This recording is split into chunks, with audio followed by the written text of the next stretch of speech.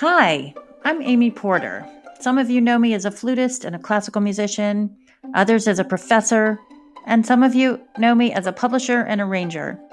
I'm a stepmom, I'm a business owner, and I'm the founder of a couple of nonprofits, and this is my podcast. My core mission as an entrepreneur is to appreciate what I have around me, and then I try and see as clearly as possible how I can help. So let's talk, let's share information, let's laugh and sometimes cry over the things that we have to work through in life and in music, in business and family and relationships. Come on into my Porter Flute pod.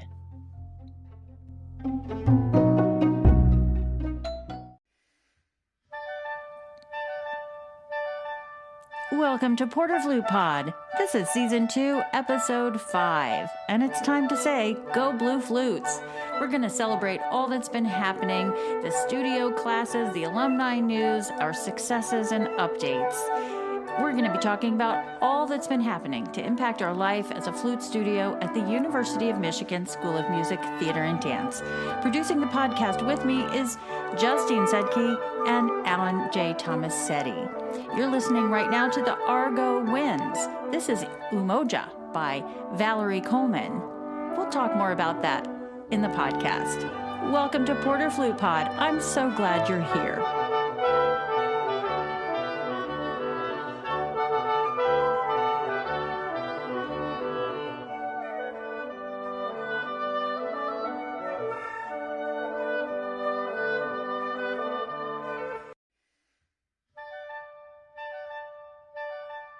We had a great first virtual semester and a successful one with unstoppable drive and grit from the students.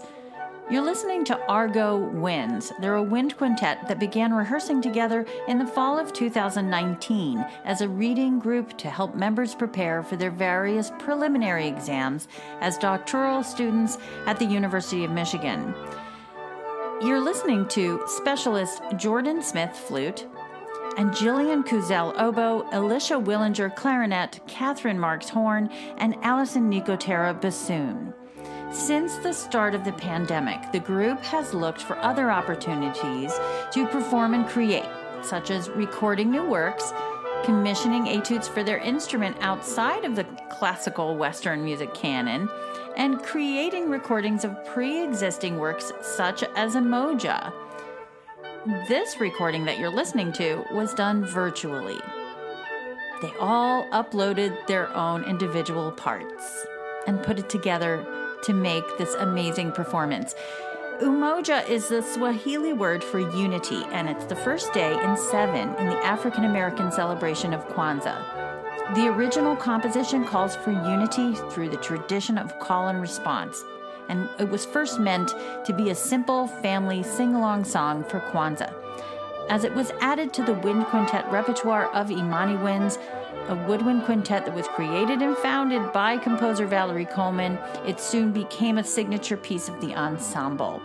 You can meet Valerie Coleman this June 5th through 8th at our workshop, Anatomy of Sound. I'm so excited. For more, visit aosworkshop.com.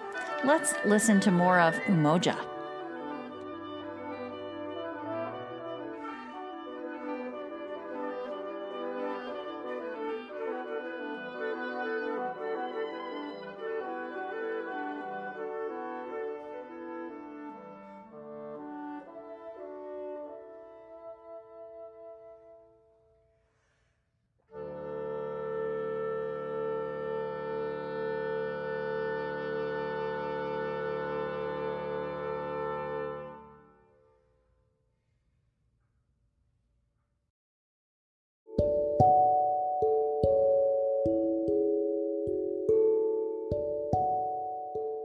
I think just about every music student can relate to needing a scholarship or a grant. And when it comes through, it's like the greatest thing has happened in the entire world. It doesn't matter what grant it is. It could be the grant from grandma. To get a grant to put towards your goal is just an incredible thing. Well, in August, I received an incredible piece of news. So for 10 years, my students have applied for grants from the Friends of Flutes Foundation. This was a foundation in New York City, and they were incredibly generous to my students. They went to India, they went to summer festivals, they afforded new instruments, the list goes on. Well, I have to say that I am so grateful to receive a gift from the Friends of Flute Foundation. The Friends of Flute Foundation decided to retire or dissolve the foundation, and it was time. And I was the recipient. My studio was the recipient.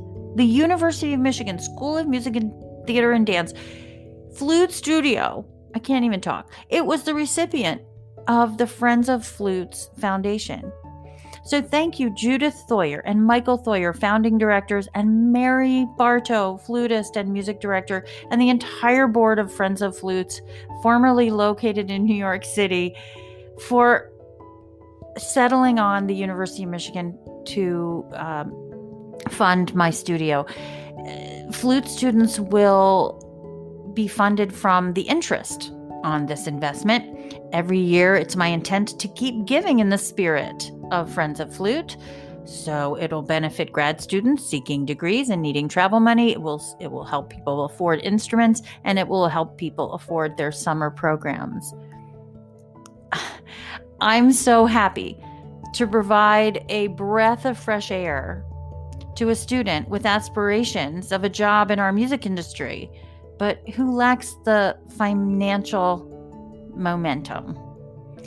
Friends of Flutes also provided us with a new alto flute, a new piccolo, and a couple of silver flutes. You know, at Michigan, we never really had good backup flutes for my studio, so this is amazing. Just one word to Mary Bartow and Judith Thoyer. Mary, if a 14-year-old can remember summer camp, then I can remember the stunning and effervescent Mary Bartow from the Metropolitan Opera coming to Robinwood Flute Camp in the middle of Delaware.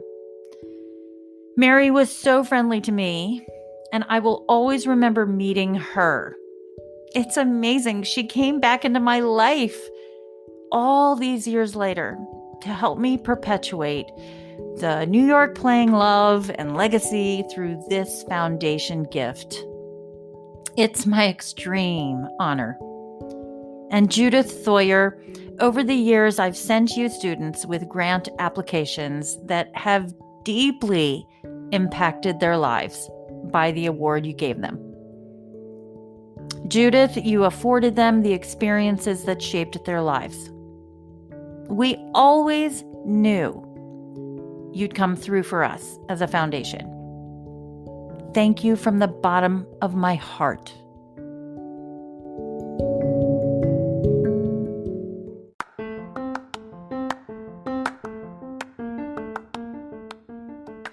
The number one question that gets asked is, what are lessons like at the University of Michigan Flute Studio?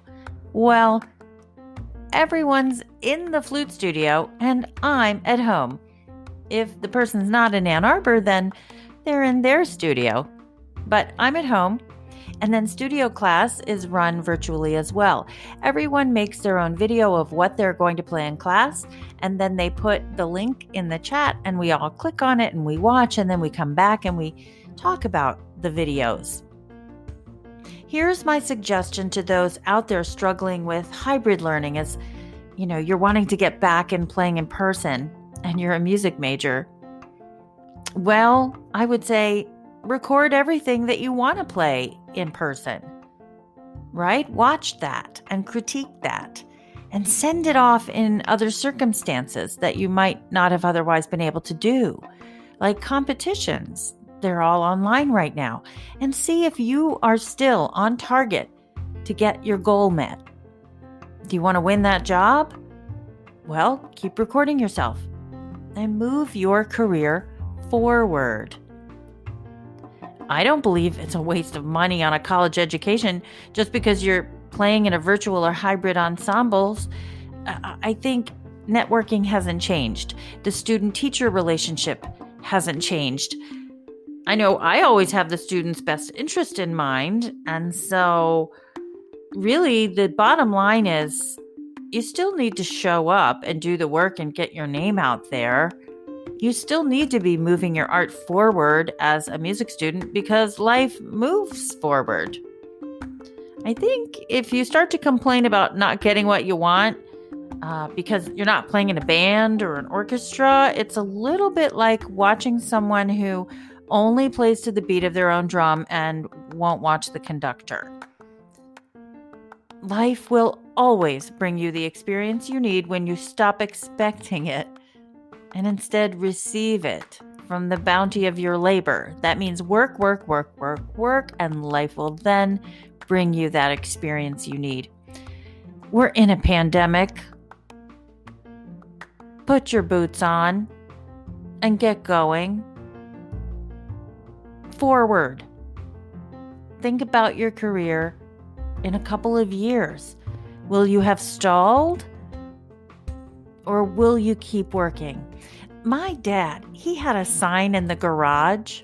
I mentioned it in season 1, and I'll say it again. Here it is. Everything cometh to he who waiteth, as long as he who waiteth worketh like hell while he waiteth.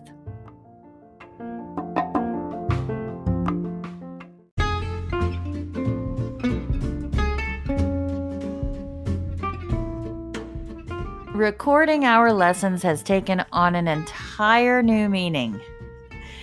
Everyone gets an assignment, and then they have to record that assignment. They upload it, I listen to the recording, and then by the time we get to our Zoom lesson, all we talk about is what the film said. What was the recording about? What could we learn from that recording? And it's just changed everything. We've had such great successes. So I'm not relegated to that Zoom hour with performances. We can have conversations. We can have do-overs. We can talk about what's next. It's been quite successful to be recording the lessons and for me to be listening to them in advance. We've been so successful that senior Danielle Kim, she made the finals of the concerto competition here at our school, playing the concerto by Carl Nielsen. She knocked our socks off. We've had great masterclass performances. We had Dr. Connor Nelson come. We had Jose Valentino as a guest. This semester already, we've had Robert Johnson from Flute Specialists. And also this semester, we'll have 2 guests from the U.S. Navy Band coming to talk about music careers in the military. We've had some really great recordings. Some of it you can find on YouTube, especially find Appalachian Spring. It's a premiere of the new edition of the full ballet. Everyone's working hard. There is a future to be had in classical music. So everyone's working full steam ahead, preparing for competitions, concerts, fish-off competition, and lots of different online competitions. So it's full steam ahead and lots of recordings.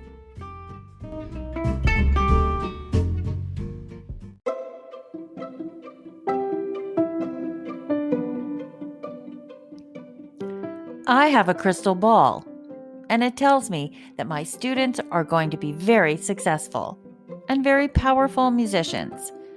Well, at least that's what I tell them. I open the drawer and I say, well, my crystal ball says that you'll be very successful. So here's my alumni news. I'm so excited to list a lot of these beautiful people and their successes over the past year. So we'll start with the most recent doctoral student. Dr. Maria Castillo graduated in 2020, and we know that she went off to UT Knoxville. Well, she held the first Vols Flute Festival in November, and I was the guest. It was very exciting. She's also spending her spare time performing as principal flute with the Knoxville Symphony. I think they fell in love with her playing during her participation in their Christmas concerts. So Go Blue Flutes. Speaking of Go Blue Flutes, I just want to congratulate my very first doctoral student, Kathy Apple, in 2005. She has now been appointed on the faculty of Sacramento State University. Also, my doctoral student, Dr. Sarah Frissoff from 2009, we want to congratulate her on her new album and a great review in the Flute View. Her album, you want to check it out, Beauty Crying Forth, Flute Music by Women Across Time. We have some wonderful friends. They were all friends together here at Michigan, and now they've gone on to create a wonderful class, a new workshop series. So this is Kelly Zimba, Rachel Blumenthal, and Amanda Galick. And Toronto Symphony principal flutist Kelly Zimba joined Rachel Blumenthal, who's principal flute of Sarasota Opera and second flute in Santa Fe Opera, and their good friend Amanda Galick, second flute in Sarasota Opera, to create a new workshop series for intermediate players. So they give building blocks for intermediates, and I think they're going to do one for beginners. So this will continue through March 2021. So you want to check out Trillium. Brian Dunbar, Dr. Dunbar, is my partner at the Anatomy of Sound, and he has commissioned Carlos Simon, and he's leading a consortium for this concerto for flute and orchestra. So it's getting very exciting for Brian Dunbar. This is specifically scored for socially distanced orchestras, allowing for these orchestras, large and small, to perform the work. So congratulations, Dr. Dunbar, for getting that off the ground. Melissa Mashner-Donker, we're excited for her. She's in the finals of the Marine Band audition this next week, so big well wishes to her. She's also our new vice president of the Southeast Michigan Flute Association, 2021 through 2023. And she's also the adjunct professor of flute at Adrian College. Congratulations, Dr. Bryce Smith. You have become a Trevor James alto flute artist, and you're performing on your TJ Copper Tube alto flute, which is super cool.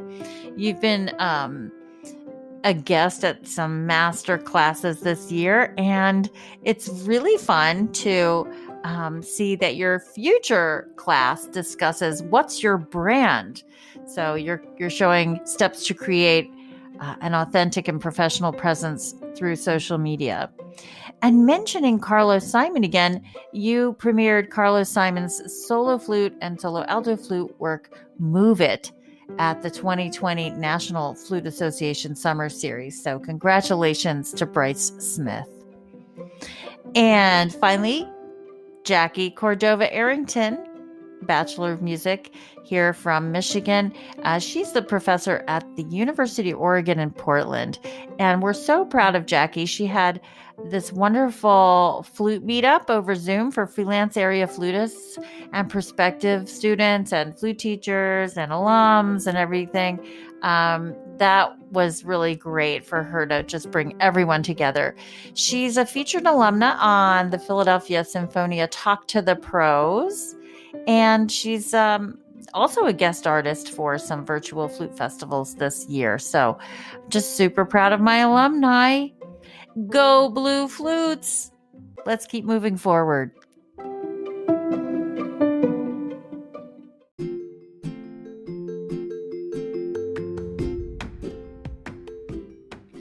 It's been my honor to be a mentor and a guide to so many great young musicians all over the world. And I want to thank my flute studio from the University of Michigan for guiding me over the past 22 years. I'm so proud of all of you for all of your successes. Join us for our next podcast. It's called Friendcast, and the friend is Joanne Falletta, internationally acclaimed conductor. We'll talk about Leonard Bernstein. We'll talk about Juilliard. We'll talk about the Brevard Music Center. Thanks for being here. You can find me on my websites, amyporter.com or porterflute.com. And on social media, I'm Porterflute at Twitter, YouTube, Instagram, and Facebook. Thanks for being in Porterflute Pod. I'm so grateful for you.